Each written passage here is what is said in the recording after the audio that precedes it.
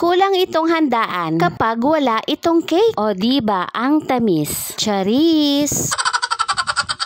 For today's video mga Marikoy, ay i-flex ko lang itong mga birthday cakes ng anak ko. Syempre pa ang mga sponsors nito.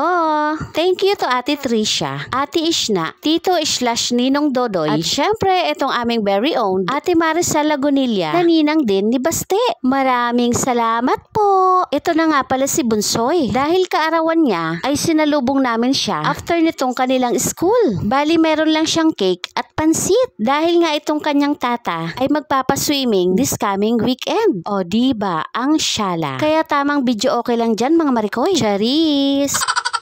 Happy birthday to you.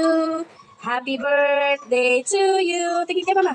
Happy birthday, happy birthday, happy birthday to you. Dito sa cake. Push ka muna. Baba mo sila dito ang cake. Oblang ka. Yay! Simple man ay mairaraos din. O diba, ang syala. Sa video ngang ito mga Marikoy, ay may isi-share na naman sa inyo itong si Mama Abing. Ano ba yan? Hindi na nauubusan ng isi-share. At dahil nga matamis itong ating bida, ay pag-uusapan natin itong sakit na diabetes. Disclaimer lang po, wala po kaming against sa mga cakes. Actually, gaya sa karamihan, hindi rin po nakukumpleto ang aming handaan nang wala ang mga ito. At minsan nga kahit walang okasyon, kapag nag-crave nito ay napapabili din. Takaw pa more. Ano ang kaibahan ng type 1 diabetes sa type 2 diabetes? At ano-ano ang mga komplikasyon nito?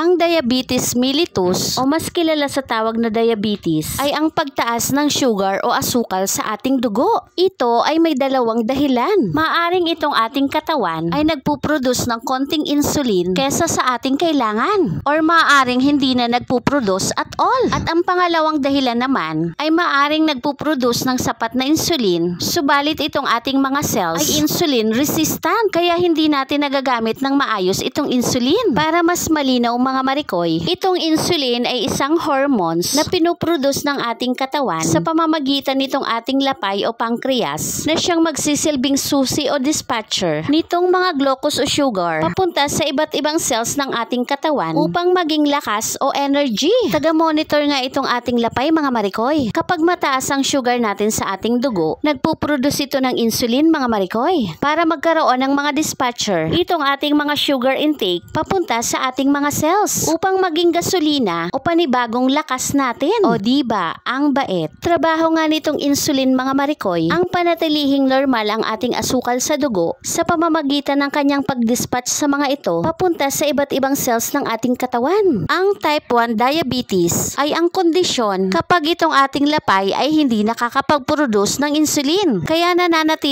itong glucose o tamis sa ating mga bloodstream. Sila itong mga diabetic na kailangan magturok ng insulin. At ang type 2 diabetic naman ay nakakapag-produce ang ating katawan nitong sapat na insulin. Subalit itong ating mga cells ay hindi na nagre-react kay insulin. Insulin resistant na nga itong ating mga cells. O diba, ang sad. At ito naman ang mga taong kailangan mag-take ng maintenance dahil mananatili lang itong mga glucose o tamis sa ating mga bloodstream na magdudulot ng pagkasira nitong mga daluyan ng ating dugo at magdudulot ng iba't ibang komplikasyon. Kapag laging mataas ang ating blood sugar level, ito ay maaaring maging sanhi ng cardiovascular disease gaya nitong coronary heart disease at stroke. In short, masama ito sa ating puso. Maaari din itong magdulot ng nerve damage o pagkasira ng mga daluyan ng dugo na tinatawag na capillaries. Madalas nitong tamaan ang mga capillaries sa ating paa na nagre-resulta sa foot damage. Una ay mawawala ng pakiramdam at kapag nasugatan ay matagal maghilom. Prone din ito sa infeksyon. At ang sunod naman ay ang pagkakaroon ng kidney damage. Dahil ang purpose nitong ating kidney ay linisin itong ating dugo at kung laging mataas ang level ng asukal sa ating dugo, itong ating kidney ay magiging busy. Ma-overuse siya mga Marikoy na pwedeng mauwi sa kanyang pagkasira at posible ang pagkakaroon ng kidney failure. At ang worst, itong chronic kidney disease na ang gamutan ay sa pamamagitan lang nitong dialysis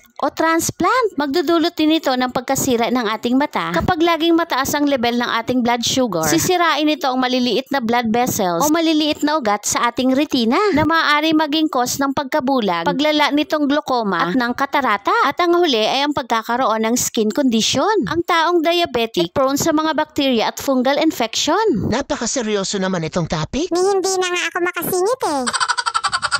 Pero syempre, habang may buhay, may paraan. Ito nga ang pagkakaroon ng tamang ehersisyo, tamang pagkain, tamang gamutan o pag-maintenance na ang susi ay pagkonsulta dito sa mga eksperto gaya nga nitong ating mga doktor. At dahil itong sakit na diabetes ay namamana, alams na.